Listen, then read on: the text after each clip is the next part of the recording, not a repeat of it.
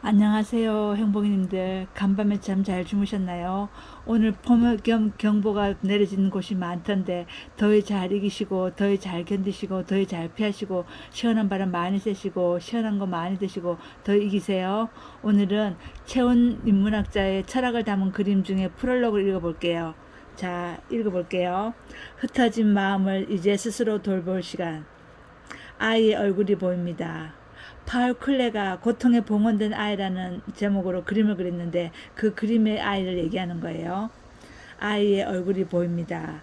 아이의 두 눈은 같은 높이에 있지만 왼쪽 눈과 오른쪽 눈이 똑같은 대상을 보는 것 같지는 않습니다.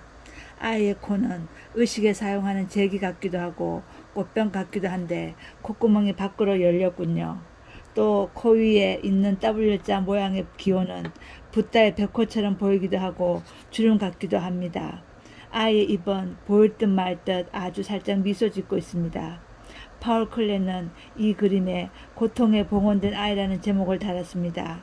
이 그림이 그려진 1935년 무렵부터 클레는 피부가 서서히 굳어가는 병을 앓기 시작했다고 합니다. 손으로 섬세하게 작업을 해야 하는 하가에게는 치명적인 사건이 아닐 수 없었겠지요. 하지만 클레는 굳어가는 손으로 새로운 그림을 창조합니다. 미세하게 진동하는 선들이 사라지고 보다 굵고 명료한 선들이 등장하지요. 그의 그림은 아이처럼 단순해지고 그만큼 더 깊어집니다. 고통에 허우적거리며 호들갑을 떠는 대신 그 고통 속에서 새로운 형상을 길어내고 병이 선사한 또 다른 건강을 향유한 것입니다. 아이의 얼굴로 다시 돌아가 볼까요? 그림을 찬찬히 보노라면 이건 클레의 또 다른 자아상일지도 모른다는 생각이 듭니다. 고통을 직면하고서야 비로소 마주하게 되는 자신의 모습이 있지요. 학식이나 돈, 명예 등 우리가 평생 붙들려 애쓰는 가치들은 어느 날 갑자기 맞닥뜨린 고통 앞에서 무용지물입니다. 상처와 번뇌가 히스테리하게 부풀려지면서 우리는 거대한 두려움에 빠집니다. 타인의 체험을 대하듯 자신의 체험을 바라보지 못하기 때문이지요. 그건 우리에게 클레는 말합니다. 고통이 찾아오면 고통에게 아이의 눈을, 아이의 웃음을 봉헌하라고요. 아이의 얼굴은 여기저기 긁히고 얼룩진 것이 이제 막 대지에서 솟아난 듯합니다. 한쪽 눈이 보이는 것을 보는 눈이라면 뒤집힌 다른 한쪽 눈은 보이지 않는 것을 보는 눈이 아닐까요? 아이는 생각합니다. 어쩌면 우리가 명료하다고 생각했던 모든 것들, 예컨대 죽음은 삶의 끝이라든가 병은 건강에 대한 저주라든가 나는 나, 너는 너라든가 하는 견해들이 전부 오해는 아닐까 하고요. 그래서 아이는 한눈을 뒤집고 코는 밖을 향해 열고 입은 꼭 다문 채로 자신에게 닥친 고통들을 바라보기 시작합니다. 그러자 아이의 입가에 옅은 미소가 번집니다. 고통 역시 삶의 일부임을, 아니 고통이야말로 삶의 근원임을 깨달은 자의 미소가요. 아이가 아이였을 때 질문의 연속이었다. 왜 나는 나이고 너가 아닐까? 왜 나는 여기에 있으면서 저기에 있을 수 없을까? 시간은 언제 시작됐고 우주의 끝은 어디일까? 이 세상에서 사는 것은 꿈이 아닐까? 보고 듣고 냄새나는 모든 것들은 단지 한 쌍이 아닐까? 내가 아직 나이기 전에 나는 무엇이었을까? 언젠가 나란 존재는 더 이상 내가 아니게 되는 것은 아닐까? 빈 벤더스의 영화 베를린 천사의 시의 오프닝이 울려 퍼지는 시입니다. 이처럼 아이에게 모든 것은 모호합니다. 그러나 그 아이가 어른이 되어감에 따라 모든 것이 명료해지죠. 하지만 그건 우리의 착각일 뿐 우리 자신과 이 세계를 있는 그대로 바라보기 위해 우리는 다시 아이 되기를 시도해야 되는 게 아닐까요?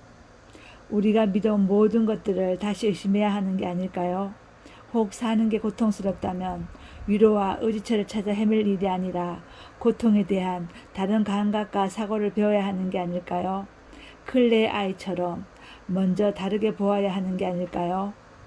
최근 누군가의 놀라운 과거사를 들었습니다. 성실한 공무원이며 누가 봐도 좋은 엄마이자 아내인 40대 중반의 K가 그 주인공입니다. 늘 활달한 성격에 다소 경직된 모범생의 포스를 풍기는 K가 함께 공부를 시작하기 전 도인을 찾아다녔다는 것이었습니다. 저런 사람이라면 어떤 답을 주지 않을까 하고 기대했을 겁니다. 남부러울 것 없어 보이는 그녀는 실은 무언가에 쫓기고 있었던 것이지요. 자신도 의식하지 못하는 어떤 두려움에 사로잡혀 있었는지도 모르고요. 한때는 자연주의 살림을 배우며 자신을 한껏 고양시키기도 하고, 또 한때는 심신수련법을 배우며 뭔가 그럴듯한 삶을 살고 있다고 생각했을 겁니다. 두려움이나 초조함을 직시하는 대신 고상한 일을 하면서 자신의 무의식을 은폐하는 게 훨씬 수월했겠죠. 돈도 시간도 아까울 게 없었습니다. 수천만 원이나 하는 수련회 참가비도 높은 경지에 이른 사람을 만나기 위해 쓰는 엄청난 돈도 문제가 되지 않았지요. 하지만 그녀가 결국 깨달은 것은 나 아닌 그 누구도 나를 구원할 수 없다는 사실이었습니다. 이 단순한 사실을 깨닫기 위한 대가로 많은 돈과 시간을 바쳐야 했지만 그래도 다행입니다. 그렇게라도 해서 자신에게로 돌아올 수 있었으니까요. 마음 수련, 마음 챙김 등등 마음에 관한 책들이 꾸준히 인기를 끌고 있고, 마음을 다독여줄 누군가를 만날 수 있다면 치러야 할 대가가 얼마든 아까워하지 않는 사람들이 많습니다. 그만큼 우리 마음이 정처 없이 떠돌고 있다는 얘기겠지요. 누구나 행복을 꿈꿉니다. 하지만 이상하게도 행복을 꿈꿀수록 공허함은 커지고 병적 징후들은 늘어만 가죠. 왜일까요? 우리가 꿈꾸는 행복, 우리가 꿈꾸는 이상적 자아란 현실을 부정한 대가로 얻어지는 것이기 때문입니다. 지금을 참고 견뎌야 하는 시간으로 혹은 미래를 위한 준비 기간으로 만드는 한 행복은 없는 것에 대한 헛된 망상에 불과합니다. 그리스어 에우다이모니아는 보통 행복으로 번역됩니다만 어원적으로는 좋음과 정령이 결합된 말입니다. 좋은 정령을 갖는 것, 즉 잘 존재하는 것이 행복이라는 얘기지요. 지금 잘 존재하지 않고서 미래에 잘 존재할 수 있는 법은 없습니다. 나 스스로 잘 존재할 수 없다면 누구도 나를 잘 존재하도록 만들어줄 수도 없고요. 그러니 행복이란 바로 지금 내 힘으로 이 존재를 지탱하는 것 외에 다른 게 아닙니다. 행복하기 위해 우리는 나 자신에게 충분히 집중할 필요가 있습니다. 세상의 가치나 타인의 시선에 휩쓸리는 대신 자신의 욕망과 충동들을, 마음의 결들을 주의 깊게 바라볼 시간이 필요합니다. 뭘 두려워하시나요? 무엇 때문에 초조해하시나요? 갈 곳을 잃은 채 허공에 흩어진 당신의 마음을 이제 당신 스스로 돌볼 시간입니다. 그러면 바로 그 마음속에 공포와 초조를 강요하는 이 세계에 어떤 힘이 작용하고 있음을 알게 될 겁니다. 중요한 사실은 이 모든 걸 스스로 시작해야 한다는 겁니다.